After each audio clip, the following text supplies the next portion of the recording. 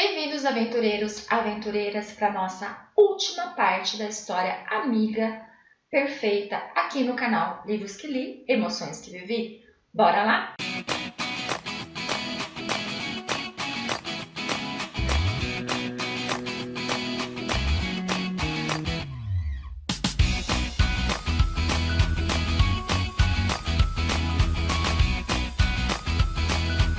Essa história está cada vez mais louca, porque a morte de Remo e Rômulo se deu logo após uma conversa de Marceline com Alec, aonde ele conta que ele está triste porque o seu amigo foi brutalmente espancado e que está internado em um hospital.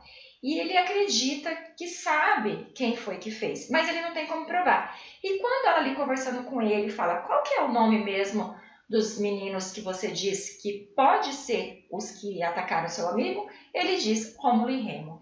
Então, naquela mesma noite, os dois estão num baile funk e um garçom chega dizendo a Remo que uma garota quer conhecê-lo e que lhe ofereceu aquela bebida.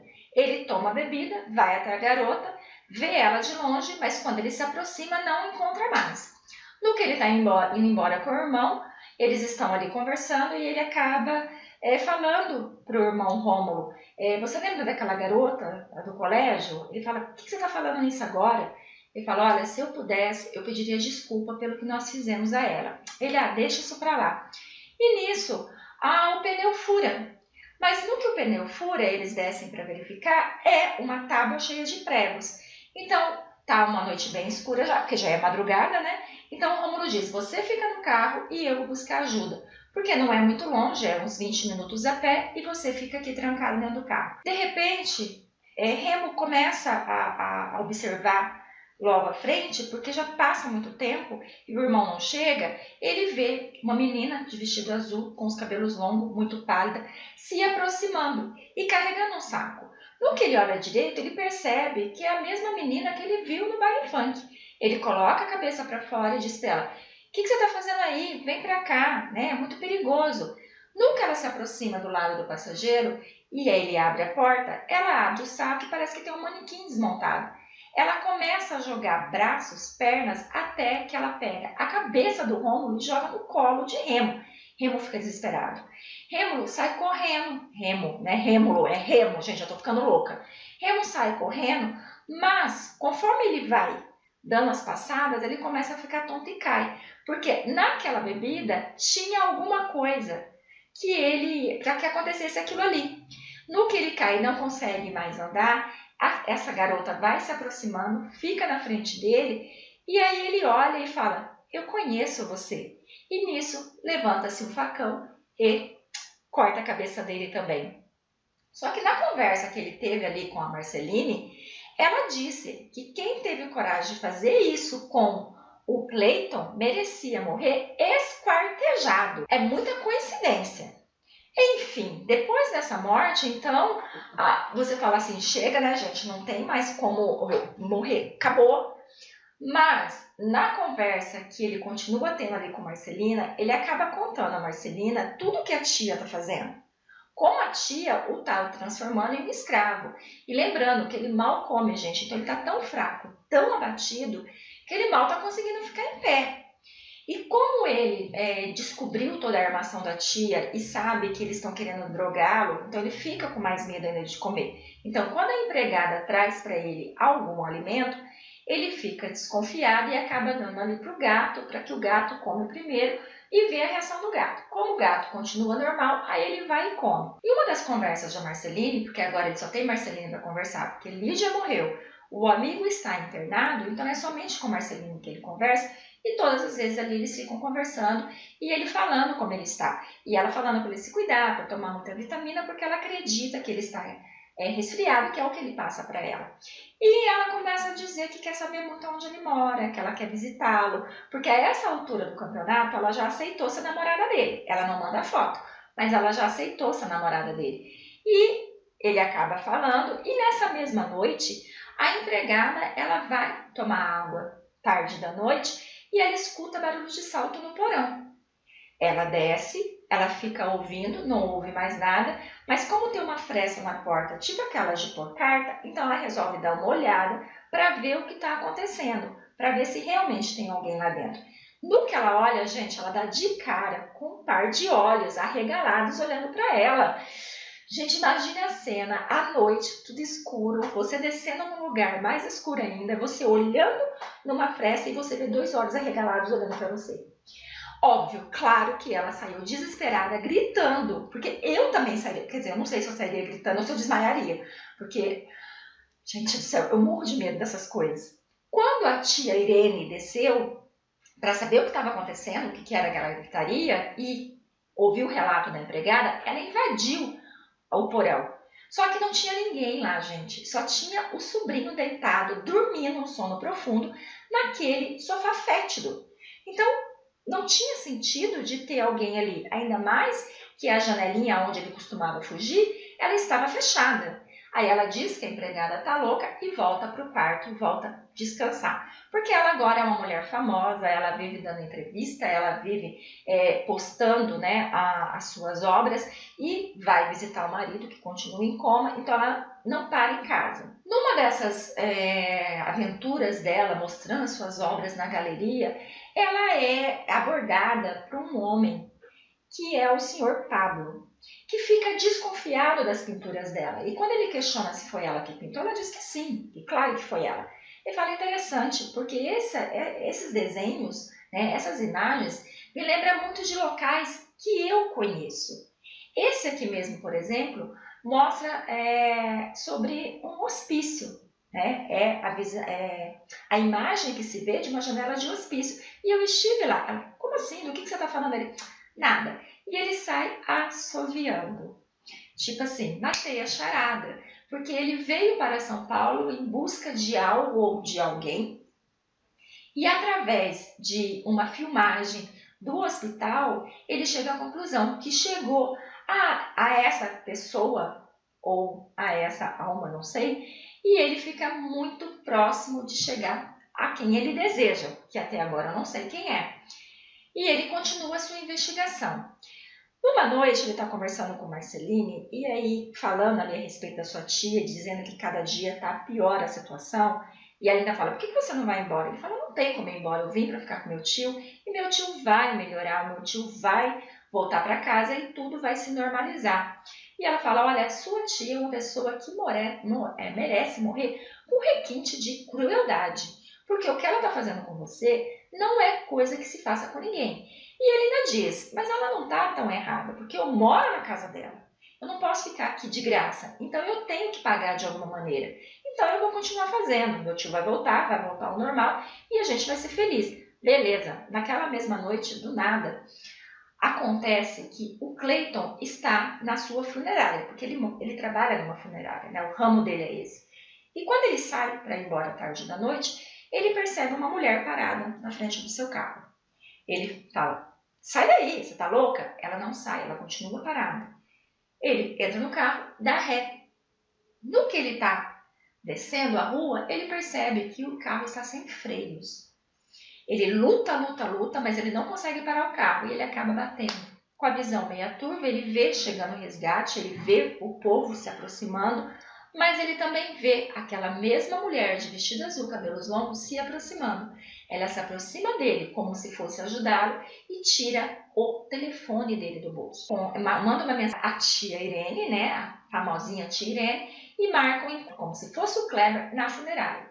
A tia chega porque ela está desesperada, porque ela recebeu a informação de que sua sogra está vindo para visitar o marido, como faz todos os anos, e ela tem que dar um jeito no sobrinho logo, porque essa velha não pode descobrir o sobrinho ali. Porque se ela descobre, as coisas podem dar errado, e ela está ganhando muito dinheiro, ela não pode perder ganhando os ovos de ouro dela.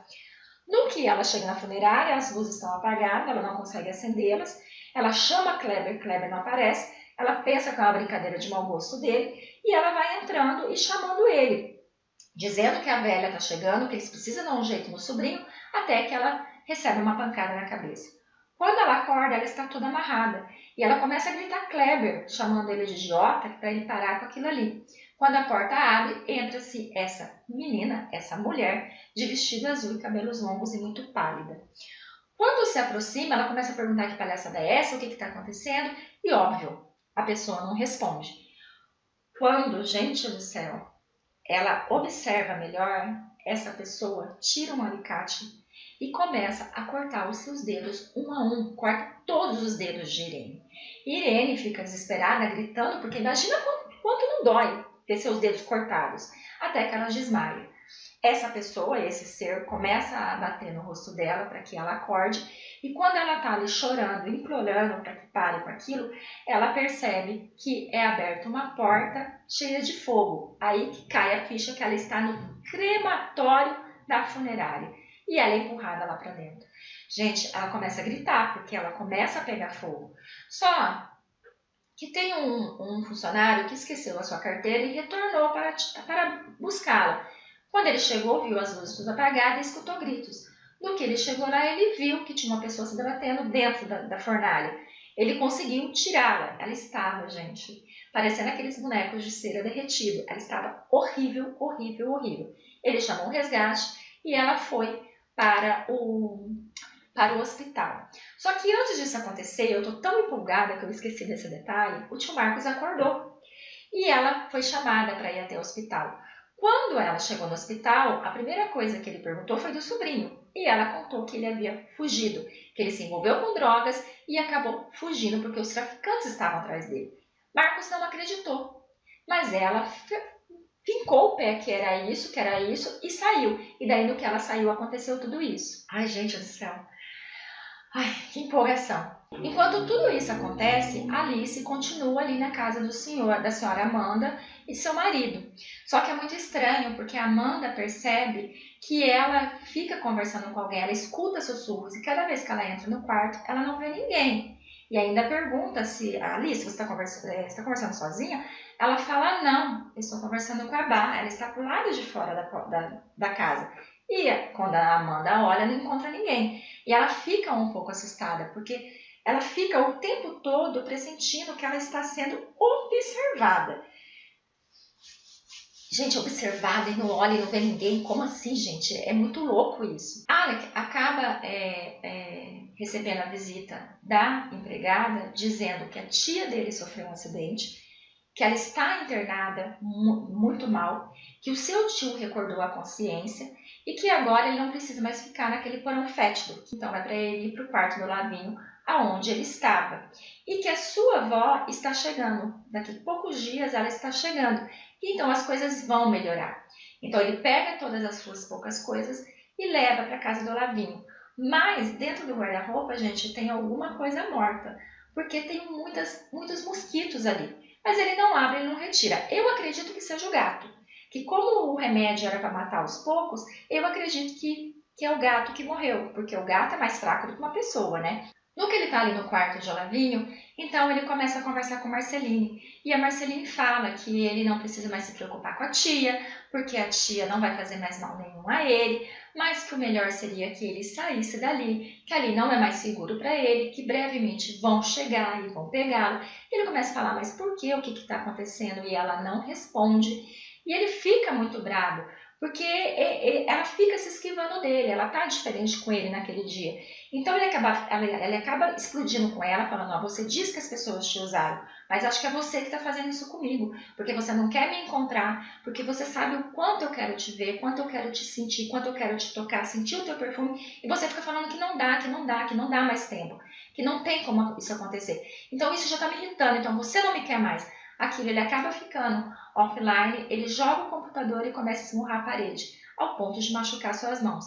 Ele pega um pano, ele acaba estancando aquele sangue. No que ele pega o laptop de novo, ele vê que não quebrou. E tem ali uma mensagem de Clayton, dizendo que ele já está melhor e que ele vai sair do hospital no dia seguinte. Então ele decide falar para Clayton que ele tomou uma decisão. Ele vai atrás de Marceline, porque ele está muito apaixonado por ela, agora ele sabe disso, e que ele vai ficar com ela. E quando o Clayton questiona, mas você nem conhece, você nunca viu ela? Ela falou assim, sim, eu vi. Eu tenho uma foto dela, ela me mandou. Ela é minha namorada, ela aceitou namorar comigo e ela me mandou uma foto. No que ele manda a foto para Clayton, porque Clayton não está acreditando nessa história, Clayton fica paralisado. Cleiton fica em choque.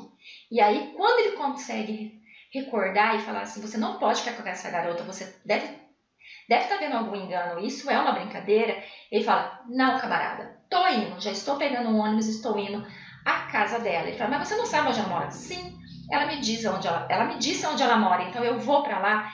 Gente, ele sai correndo.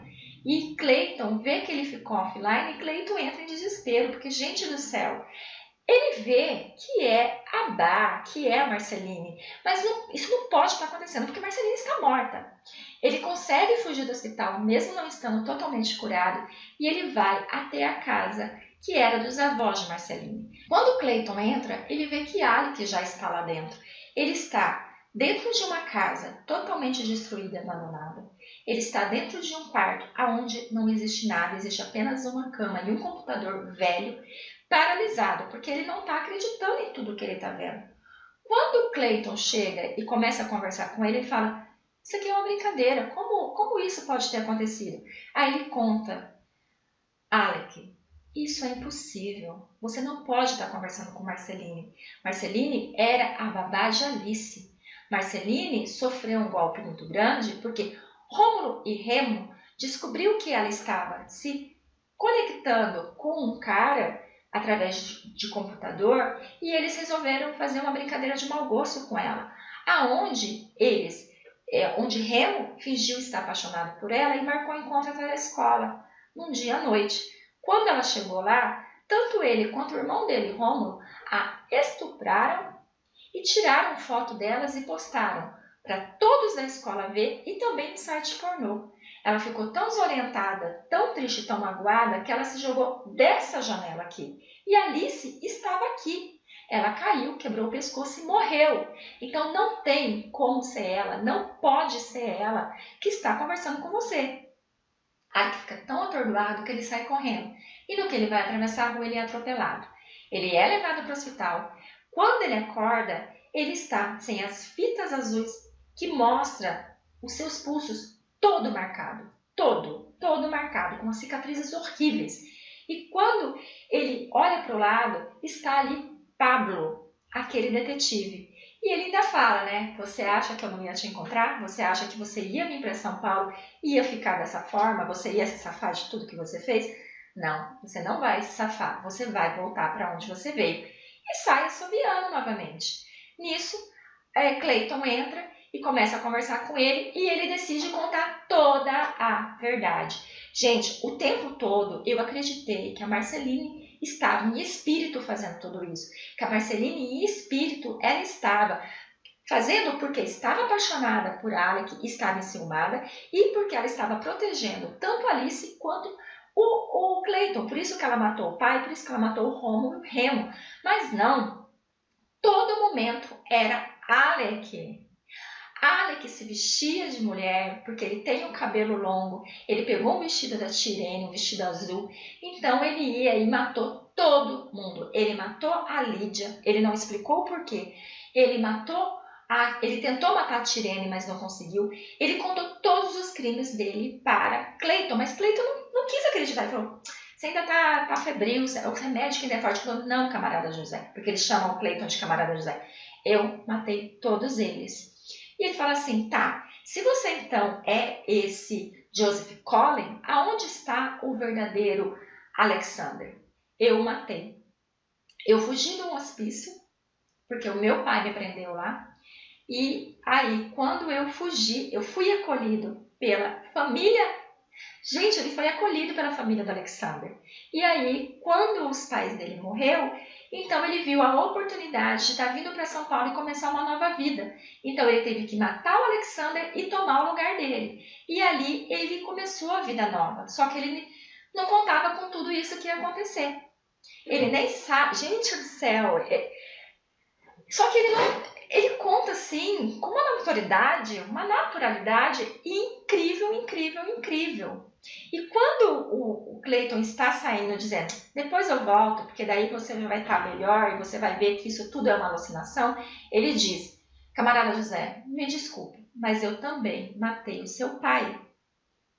Cleiton sai e fica ali aguardando né, para esperar as horas passar para poder voltar e ver que tudo aquilo não ocorreu. Nesse meio tempo, a mãe de Marcos chega, vai até o hospital conversar com o filho e lá, quando ele pergunta do sobrinho, ela diz que ela ficou tão atordoada com todo o acontecimento que ela acabou não perguntando do sobrinho. E quando ele fala, ai mãe, ele está um garoto tão lindo, ele é um garoto tão esperto, ele mostra a foto para a mãe e ela fala, mas quem é esse garoto? Esse não é o Alexander é negro, esse é branco. Ele fala, não, mas tem alguma coisa errada. Ele sai do hospital, mesmo contra a vontade dos médicos, ele vai para casa e ali, através da empregada, ele sabe tudo que aconteceu, tudo. Ele vai até o hospital para conversar com o sobrinho, com o possível sobrinho, para ver o que aconteceu. E no que ele chega até lá, ele é recebido por Pablo. E Pablo conta tudo sobre ele, que ele é um menino rico, que ele estudou nas melhores escolas, que ele foi colocado no hospício porque ele tem uma esquizofrenia que ele acaba atacando, matando as pessoas, mas para ele é como se fosse um sonho, ele não sabe, ele não lembra. Então ele faz essas coisas, mas ele não consegue lembrar. Ah, consegue lembrar, porque se ele contou tudo pro Clayton, então ele consegue lembrar sim, ele finge isso. E que ele matou o sobrinho dele, matou o Alexander verdadeiro. Ele volta para casa meio atordoado e quando ele vai até o porão, ele abre aquele guarda-roupa que está cheio de mosca e ali tá todos os restos de Romo e Remo. Em cima tá o facão, em cima tá a fita de vídeo mostrando ele matando, né, ou tentando matar a Irene. E ele fica, gente, descontrolado. Já o Joshua, já o Alec, não sei como chamá-lo agora, ele continua internado, mas em todo momento ele vê o verdadeiro Alexander. E ele pede perdão para Alexander pelo que ele fez, né? Porque Alexander não merecia por aquilo. Não merecia ter morrido. Gente, eu tô nervosa, eu tô tão assim que eu tô errando um monte de coisa. Até que ele vai até a janela e quando ele olha lá embaixo, ele vê novamente o Alexander. E ele fala, o que eu posso fazer para você me perdoar? Aí Alexander fala, vem, pula. E ele pula, gente. No que ele pula, o Clayton, que está saindo do hospital, presencia aquilo e vai correndo até ele, falando, o que você fez? O que você fez? E daí ele fala que agora vai ficar tudo bem. E ele acaba morrendo. Ele morre, Alexander morre. E agora termina assim esse primeiro livro, gente. Alexander morre, a Alice está lá com aquela família super feliz da vida, mas ela continua vendo a Bá. O Clayton, ele continua sozinho, porque agora ele não tem mais o pai, ele não tem mais o amigo, porque até então ele não acredita que o amigo fez isso. Marcos, ele não sabe o que fazer agora, porque, gente, seu sobrinho morreu, quem era aquele que estava com ele? E ele não acha que esse menino é tão mal assim, porque ele fica sabendo que foi ele que protegeu a Alice. Então, assim, termina muito confuso, muito confuso. E agora eu vou começar a ler o segundo livro e trazer para vocês, porque eu acredito que vai ter muitas explicações nesse segundo livro. E só para resumir, gente, eu fiquei com pena do Alex. E eu não acredito que ele é tão mal assim. Mas, enfim, esse final foi muito tenso. Eu vou trazer para vocês depois o restante, no segundo livro, que vai acontecer. Eu agradeço muito pela companhia de vocês. Muito obrigada, muito obrigada, muito obrigada. Fiquem com Deus e até a próxima. Gente, eu tô atordoada.